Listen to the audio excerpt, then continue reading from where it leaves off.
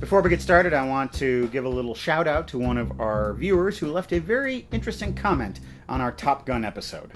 Greg P0872, how about watching one of the greatest cult war movies of the 80s, Megaforce, with Barry Bostwick and the bald chick from Star Trek? Why would we ever watch that movie? Little did Greg P know, we had already watched Megaforce, and it was in the can. But Greg, your powers of psychic premonition are working just fine.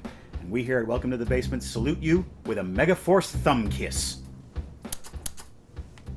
I've got a bunch of movies that I've never seen before. You don't know what they are. Every episode I'm going to spring one on you. We'll watch it and talk about it. Welcome to the Basement. Hi, Greg.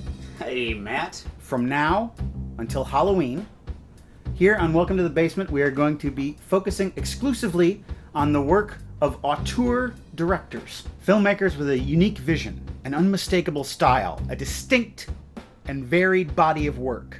In short, the people who make the movies that make people like us love movies. I bet you're excited about who our first auteur is going to be. Yes, I am. You need look no further than this box.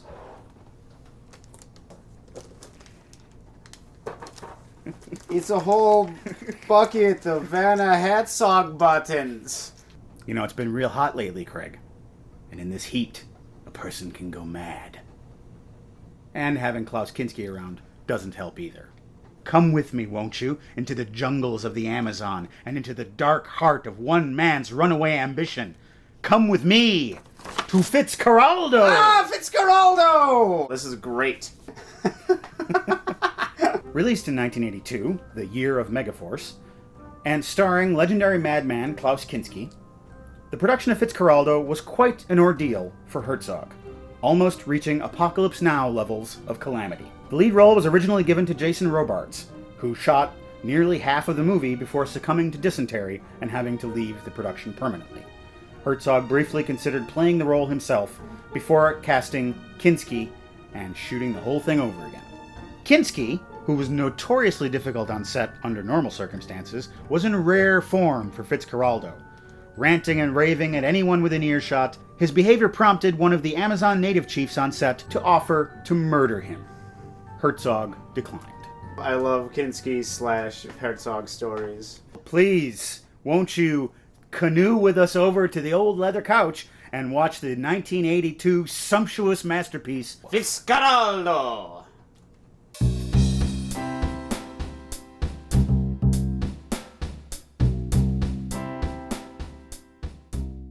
This is the jungle. It is unforgiving. A man will journey into it, and sometimes will leave it without his soul. Brian Sweeney Fitzgerald has been rowing for 2 days so he can see opera legend Enrico Caruso sing in person. Shh. Make sure to be quiet. Try not to look crazy! Who is that weird man in the back of the theater? Fitzcarraldo, as he's called by the locals, is a huge opera fan. He and his wife Molly have a dream.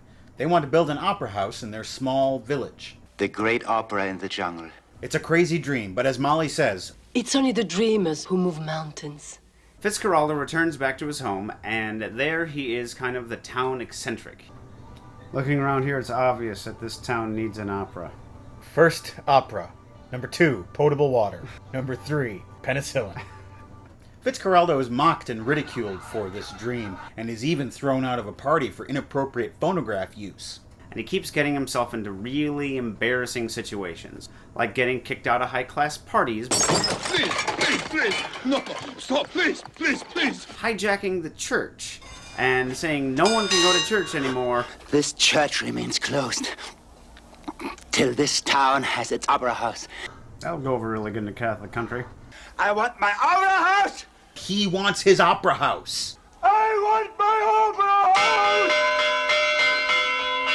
house! Fitzcarraldo is a dreamer, and he's a businessman. And like a lot of dreamers who are businessmen, he's a failed businessman.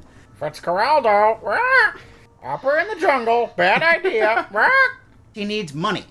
Rubber. That's where the real money is. So he decides to sail into an uncharted part of the jungle to get rubber to make money to finance the building of the Opera House. In 1896, a group of surveyors and soldiers got to the Upper Pachitea, but most of them were murdered. Two padres ended up as shrunken heads. Have you ever seen a shrunken head? It's like a head, but smaller.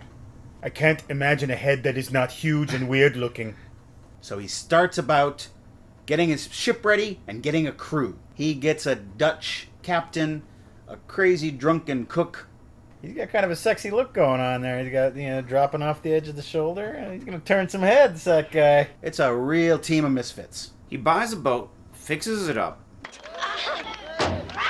With much fanfare, they sail upstream into adventure. But he goes the wrong way up the river. No one knew he was going to go this way. First, they visit one of Fitzcarraldo's rail yards and meet a kooky little guy. Don Fitzcarraldo! Don Fitzcarraldo! You're back! Flavor Flav? What are you doing here? They go to a mission and talk to some missionaries. And then they sail up the Pachitea, where the headhunters roam. Things are starting to get a little tense at this point. The headhunters are restless. I told you Nikitas are need men, not milk toasts, who shit in their pants. If I needed someone who shits in their pants, I would hire a baby. Grabbing a woman by her hair and shoving her around, that's like a Klaus Kinski first date. Yeah. Soon they realize they're being watched. And then they're being followed. They're going into a bad area, man. Nothing but drum circles up there. Just a bunch of college hippies beating away. But Fitzcarraldo breaks out his trusty phonograph and calms down the dark heart of the jungle.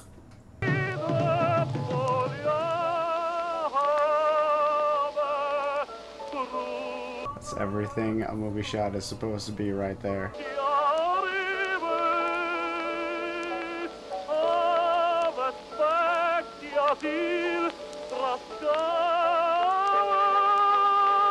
Or does he? The respecters. And then almost all of Fitzcarraldo's men abandon him. Your loyal crew has deserted you. Soon thereafter, they're joined by hundreds of Amazonians. And Fitz and his remaining friends can't turn back because the headhunters are blocking their way with their boats and their falling trees.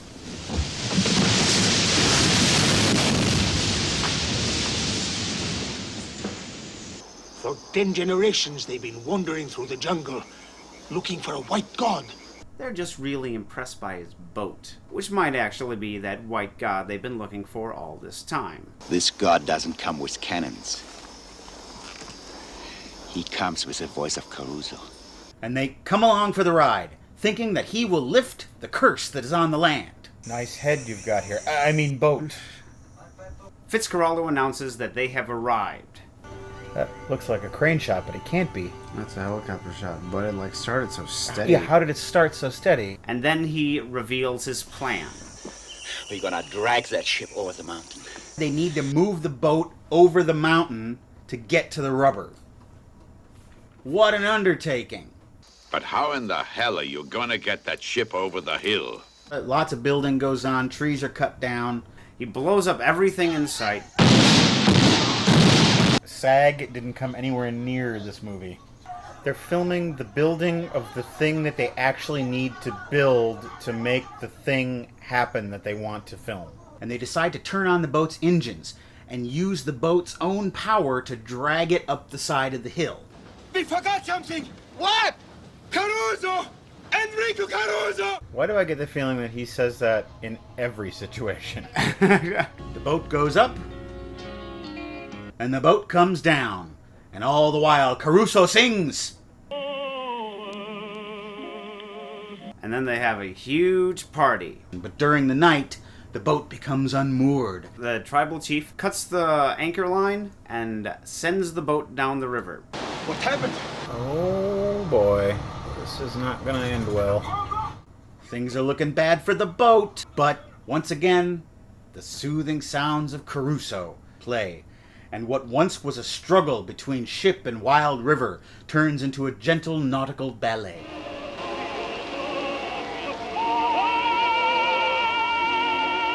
The boat and everyone on board miraculously survives. They get back to civilization. And he arranges to stage an opera on the decks of his ship.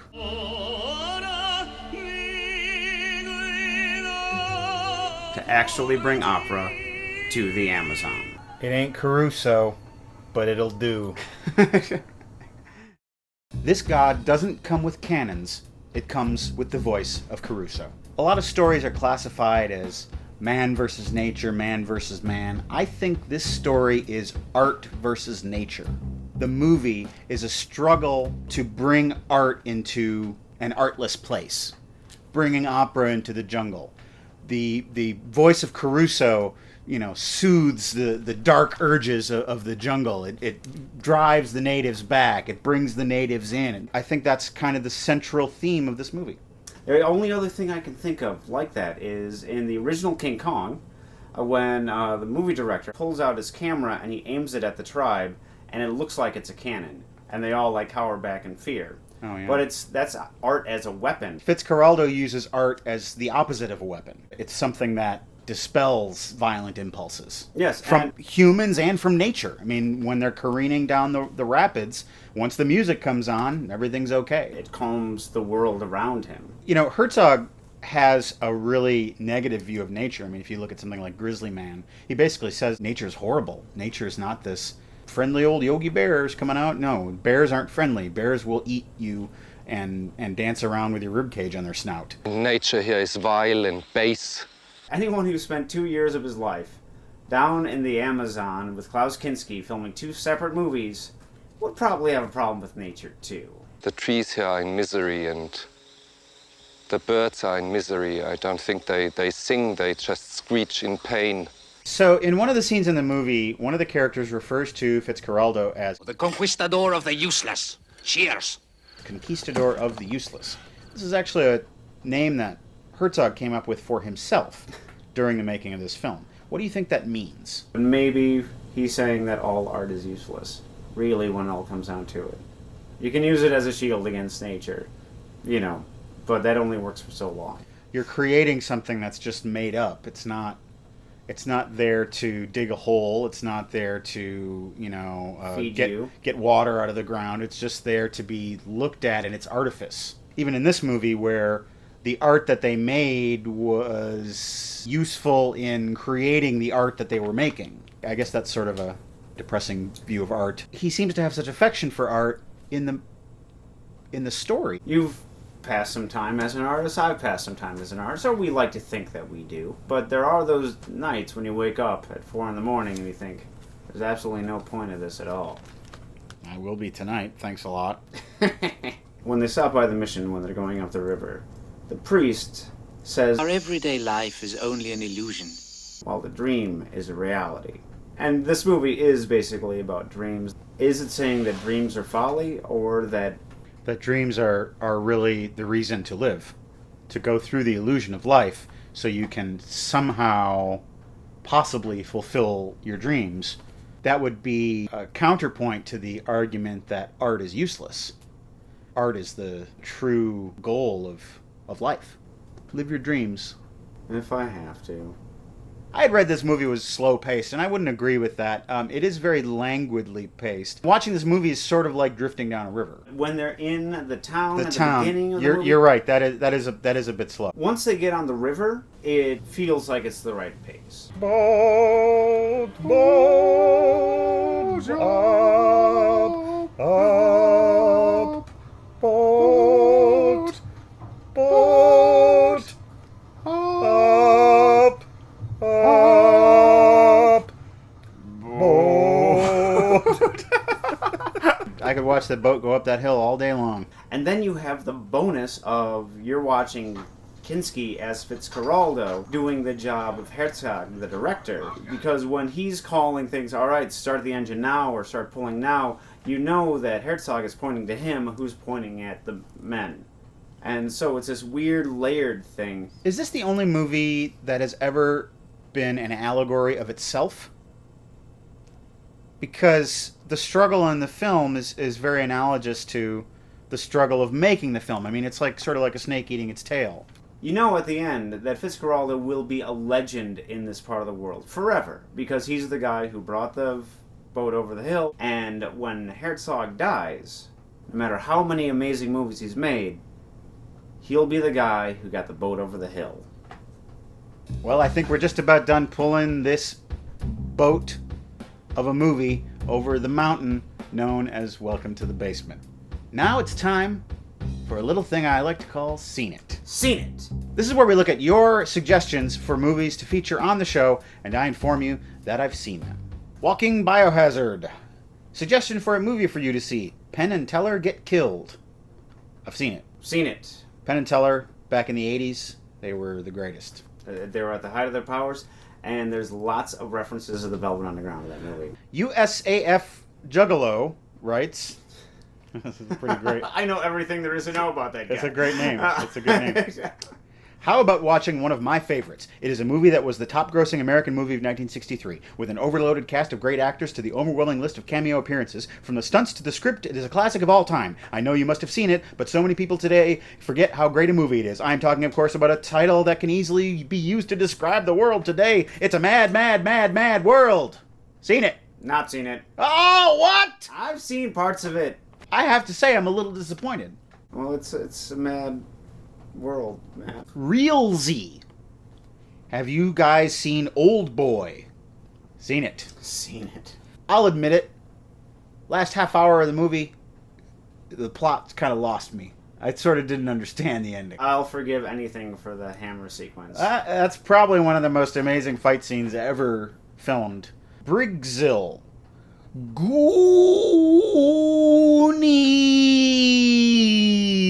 please.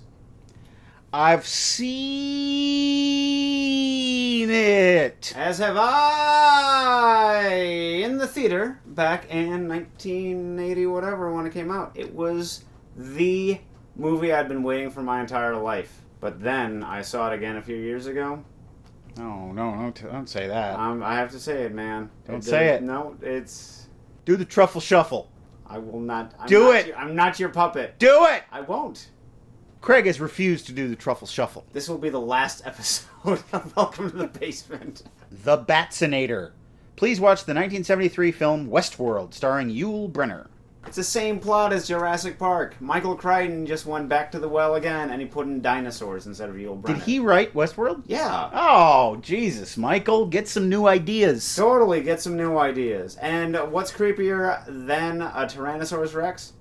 Yul Brynner coming after you with a gun. This is from Facebook, Joshua John Booth.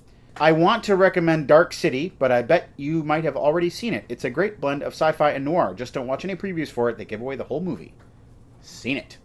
I have not seen it. That's another shocker. Ken McElhaney, also from Facebook. I'll recommend the 1983 classic Quest for Fire, the only serious movie made about our caveman days. My sister took me to see Quest for Fire in 1983. I was a young 10-year-old boy, and when the cavemen started doing it doggy style, she covered up my eyes. But I saw enough. Early Ron Perlman. No, Ron Perlman was a caveman. Ron Perlman's a caveman in normal life. I know. He's America's caveman. America's caveman. That is Seen It, and that is our show. Thank you for watching. Leave more comments. You can leave a comment about anything. You could leave any comment. We'll read it. We love the fact that you watch the show. Keep it up and keep telling us what you think, because we really want to know your opinions. Tell your friends. On behalf of Craig Johnson, my co-host, and myself, I bid you a very fond farewell and good night. You know what I would love to see happen? We get to the very end of the movie, and Fitzcarraldo is sitting and listening to Caruso, and he says, I'm getting kind of sick of Caruso. Maybe I'll listen to some of that new jazz. You bring Louis Armstrong to the jungle. I want my opera house! I want my opera house!